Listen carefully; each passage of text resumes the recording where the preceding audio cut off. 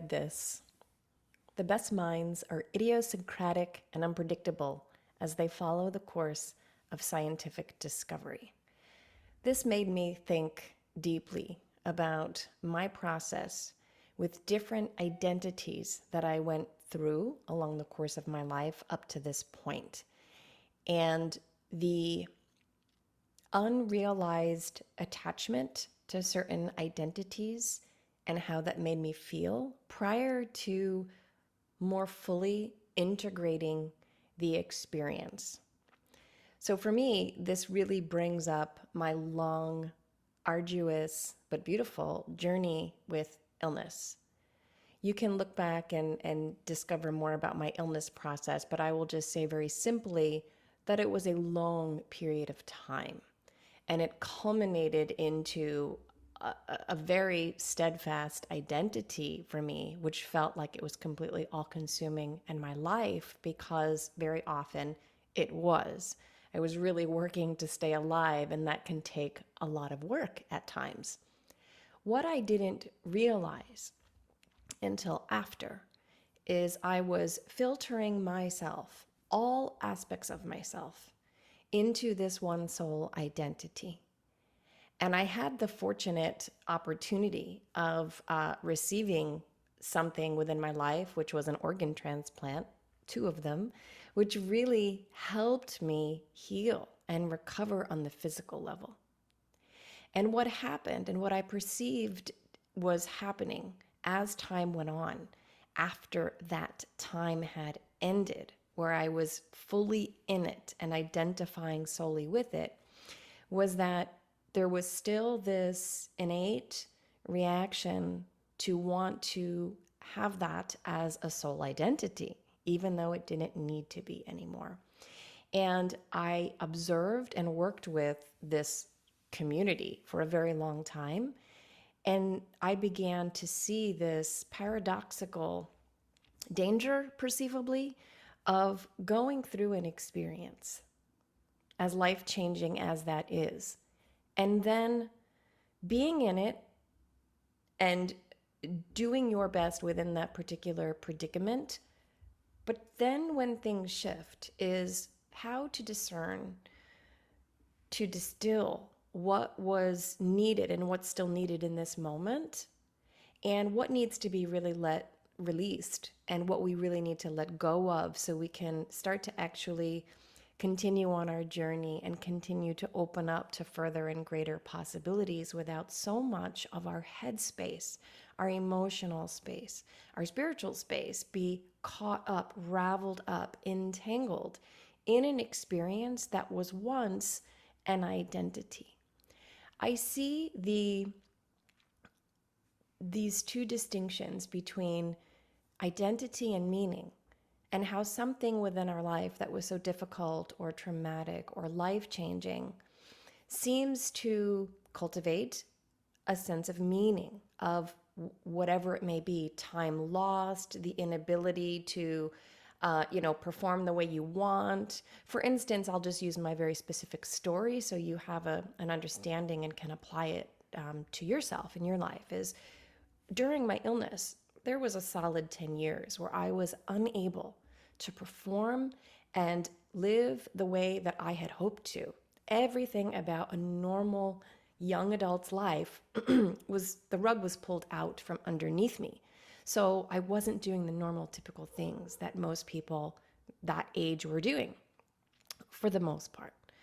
So for me, there was a perceived loss of life, opportunity within this space I had to be in fully, right? So I wasn't, finishing college. I wasn't getting married. I wasn't having children. I wasn't working on my career. I was really pulled out of a normal life to manage this very serious event and happening within my life. And I needed to be, right? I needed to be. But that being said, there had to be at one point, and there was, which it had occurred to me, is I'm seeing that this isn't going to be my entire life. So how do I take this experience as a culmination of something that provided deep meaning and experience for me and challenge and suffering for me? And how do I shift from that identity, of being immersed in that identity, into allowing room to go back into the journey that is my life? Again, distilling the pieces that were really memorable for me, or the pieces that helped me evolve and grow, and not get stuck in the totality of the identity as the rest of my life.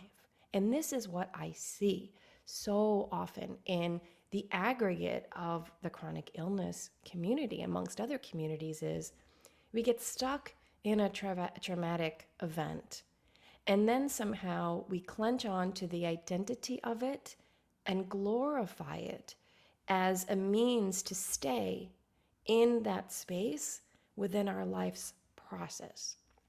There are some people who are really good chronic illness advocates, and good for them. That's wonderful. They've moved through things or managing things and have the ability to advocate in a way where, I mean, I don't know exactly what they're thinking, but it would seem to me, appear to me, that they didn't feel limited in that.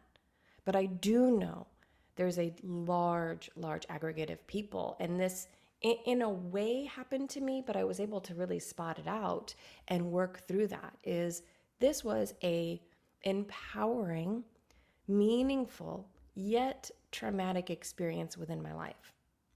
And how do I want to move on and move through my life with this being a part of who I am, but not being my sole identity, because actually it is limiting for me. It's a limiting mindset. So for me, the first thing I had to do was to do that distillation and purification process, which obviously I'm still on this journey. So I'm never claiming that I have arrived at some sort of end point. I think that can be a danger that we get caught up in as well. But I have to see the ways in which this empowering yet traumatic experience taught me things and revealed things within me that I needed to heal, but also revealed through me things in which I can take for the next part of my journey. When we don't have that process of integration with these events that happen within our life, I believe what happens, and this is what I witnessed within my own journey, is that we're often getting confused between the meaning and the identity, and the fears that haven't been integrated, or the revealing of the traumas or the complex traumas that arise within the experience, with what we need to take forward into the meaning. And we get these confused, and they need to be detangled to help us proceed in our life. Again, as I said earlier, in this process of scientific, spiritual discovery, journey, adventure, experience. So for me, understanding that this event had trauma and had empowerment. First off, I also want to just make sure I'm clear that the current medical model as we know it, as helpful as they are in certain ways, they're completely biased and blind to this aspect of meaning within the experience. There's a dampening of the self-subjective experience in cultivating and bringing forth this essence, this gem, this jewel that I'm trying to describe here in this moment that I experienced. Is within my trauma, there is a jewel that's trying to be uncovered here. Very often we hear things like, F cancer, and, kidney disease sucks, and this, it's this all negative connotation, where the scientific model is there to kill this warrior aspect, right? We need to kill this so you can get on with your life, and this is bad, and we need to get rid of this as soon as possible. And there's this just complete absence of what I would call the integration of the right hemisphere of the brain, which is wanting to cultivate a meaningful story out of the experience, to alchemize and transmute the negative, the warlike aspect of it, and bring it into something beautiful, and permit it to shift into something that cultivates a deeper sense of meaning that you can apply to the other aspects and the rest of your journey within life. Understanding these broader aspects of our life's journey Understanding if we don't self reflect and do inner work, the world is going to often tell us that, this is bad and this is good.